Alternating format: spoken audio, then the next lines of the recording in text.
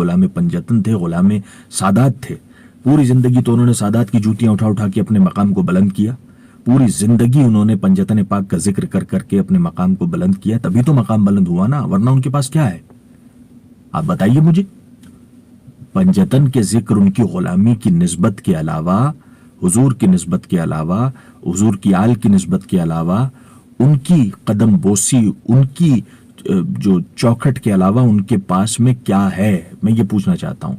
100 साल हुए हैं, 100 साल से पहले जो थे वो आप फिर वो मुसलमान ही नहीं है, वो सुन्नी नहीं है। गरीब नवाज तो बहुत बड़ी जात का नाम है। उनके गुलामों के गुलाम जब अपने मुसल्ले का एक कोना झाड़ देना, हजारों अहमद रजा पैदा हो जाए। समझे आप? दस्ते नादीद की तहकीक ज़रूरी थी मगर, दस्ते नादीद की तहकीक ज़रूरी थी मगर, पहले जो आग लगी है वो बुझा दी जाए। अदाकारी में भी 100 कर्ब के पहलू निकल आए, अदाकारी में भी 100 कर्ब के पहलू निकल आए, कि फनकारा न रोते थे मगर आंसू निकल आए। छोटू, तुम्हारी इस बेवकूफ़ी का जवाब मेरे अलावा शायद कोई नहीं देगा। ये तुम्हारा नज़रिया है आला हज़रत के बारे में, एक बुज़ुर्ग की तौहीन करते हुए बिल्कुल भी हेजिटेशन नहीं हो रही है। आला हज़रत ने सारी ज़िंदगी सादात की जूतियाँ सीधी की हैं, उधर 1400-1500 किताबें भी लिख दी हैं, उम्र सिर्फ 68 साल है, चोर को भी एक्सपोज कर दिया, फासिक को फाजिर का एड्रेस बता दिया, इलाके का नाम, मकान नंबर, गली नंबर, आला हजरत ने सब कुछ कर दिया और उम्र है सिर्फ 68 साल। तो ये तो एक करामत आला हजरत की साबित हो गई।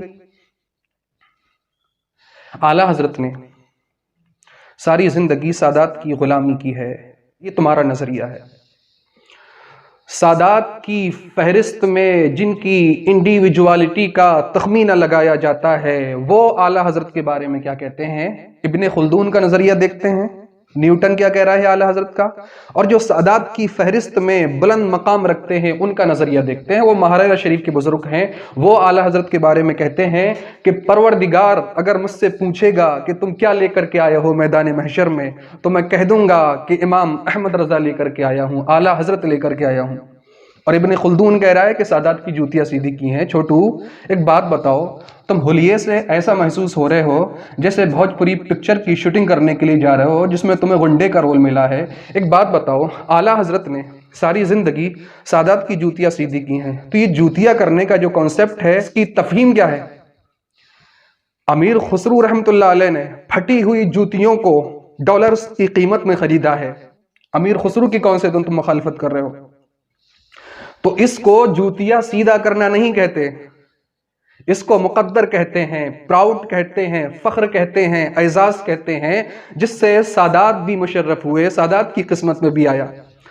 हुजूर सैयदना नसीरुद्दीन शाह ने निजामुद्दीन औलिया की जूती सीधी की है। मीर खुसरू रहमतुल्लाह अलैह ने निजामुद्दीन औलिया की जूतियों को लाखों में खरीदा और फिर सर पे उठा करके सफर किया।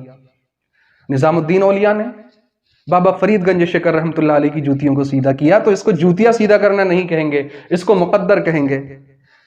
बाबा फरीदगंज शिकर रहमतुल्लाह अलैह ने बख्तियार काकी रहमतुल्लाह अलैह की जूतियां सीधी की, बख्तियार काकी रहमतुल्लाह अलैह ने ख्वाजा साहब की जूतियां सीधी की हैं, फिर ख्वाजा साहब ने ख्वाजा उस्मान हारूनी की जूतियां सीधी की हैं। तो इसको जूतियां सीधा करना नहीं कहेंगे, इसको मुकद्दर कहेंगे, फख्र कहेंगे, एजाज कहेंगे, प्राउड कहेंगे। तो पहले सादात की बात मानो कि सादात का नजरिया आला हजरत के बारे में क्या है, कि मैदान महशर में कह रहे हैं कि आला हजरत को पेश करना है।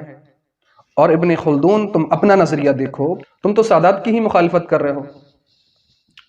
आला हजरत को मानते हैं लेकिन मानने का नजरिया अलग है। पूछा जाए कि आला हजरत को तुम क्यों मानते हो, तो कहेंगे कि सादात की जूतियां सीधी की हैं।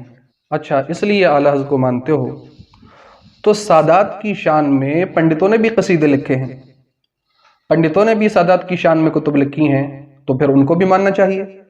आला हजरत पे एतराज है, हालांकि कुछ बुजुर्गान दीन को आला हजरत कहा जाता है, उन पे कोई एतराज नहीं है, क्योंकि मालूम है कि उनको कौन से जाविये नजर से आला हजरत बोला जा रहा है। लेकिन जब बरेली के इमाम अहमद रजा की बात आती है तो उस पे एतराज होता है कि आला हजरत को आखिर आला हजरत क्यों माना जा रहा है। एतराज अगर होना चाहिए تو دوسرے بزرگان دین پر بھی ہونا چاہیے، ان پہ اعتراض نہیں ہے۔ خطیب کو شہنشاہ خطابت، محدث کو محدث کبیر، استاد الشورا، محدث کبیر، شیخ الاسلام، کون سے نقطہ نظریے سے بولا جا رہا ہے معلوم ہے۔ لیکن جب اعلیٰ حضرت کو اعلیٰ حضرت کہا جاتا ہے تو ان کا زاویہ پیما کام کرنا بند کر جاتا ہے۔ دراصل بات صرف اتنی ہے کہ وزیر کو وزیر اعظم کیوں بولا جا رہا ہے؟ تو جب وزیر کو وزیر اعظم کہا جاتا ہے تب ان کو معلوم ہے کہ کون سے زاویہ نظر سے بولا جا رہا ہے۔ اکبر کا وزیر اعظم کہا جا رہا ہے، یا شاہ جہاں کا وزیر اعظم کہا جا رہا ہے، یا معتصم باللہ کا وزیر اعظم کہا جا رہا ہے۔ جب اعلیٰ حضرت کی بات آتی ہے تب ان کا زاویہ پیما کام نہیں کرتا۔ دراصل اعلیٰ حضرت سے آج جو سب سے زیادہ حسد کیا جا رہا ہے وہ اس بات پہ کیا جا رہا ہے کہ اعلیٰ حضرت نے چور کو ایکسپوز کیوں کر دیا۔ اگر اعلیٰ حضرت فاسق و فاجر کو ایکسپوز نہ کریں تو اعلیٰ حضرت ٹھیک ہیں۔ مسئلہ صرف اتنا ہے کہ اعلیٰ حضرت نے چور کو ایکسپوز کیوں کیا، فاسق و فاجر کا نام کیوں بتایا؟ تو اعلیٰ حضرت نے اپنے پاس سے نہیں بتایا، اعلیٰ حضرت نے کانسٹیٹیوشن آف ہولی پروفٹ کے اکارڈنگ بتایا۔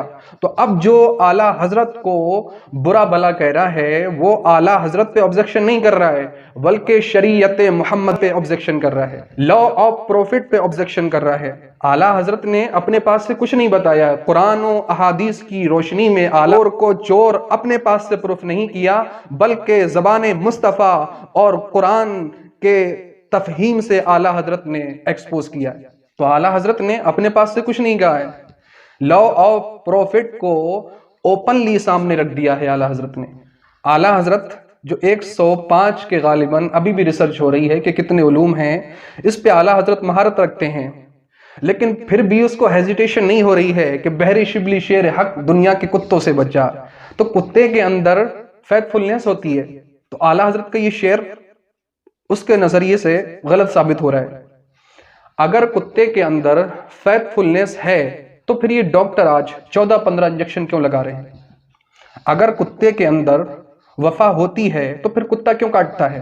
تو اعلیٰ حضرت نے ان کتوں کے بارے میں نہیں لکھا، اعلیٰ حضرت نے ان کتوں کے بارے میں لکھا ہے کہ جس کے کاٹنے پہ ڈاکٹر 14-15 انجیکشن لگا رہے ہیں۔ بات صرف اتنی ہے، حسد کا علاج سوائے موت کے کچھ نہیں ہے، صرف ایک علاج ہے، تمہاری آنکھوں پہ چشمہ تو ہے تعصب کا، جو دیکھنا ہے تو چشمہ اتار کر دیکھو، جس دن چشمہ ہٹا دو گے کلیئر نظر آئے گا۔